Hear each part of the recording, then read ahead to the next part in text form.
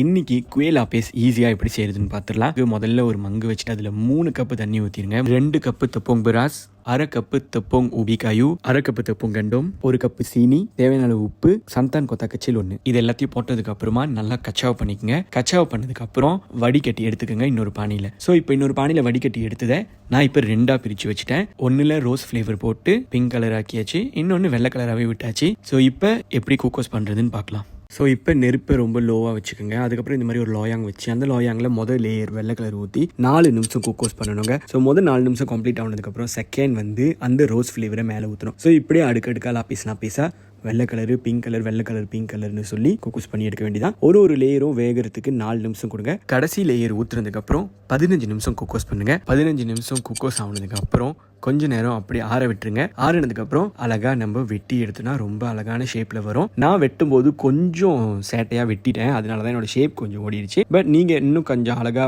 பார்த்து நிதானமா வெட்டினீங்கன்னா ரொம்ப நல்லா அழகா வரும். ஸோ ட்ரை பண்ணி பாருங்க. தேங்க்யூ.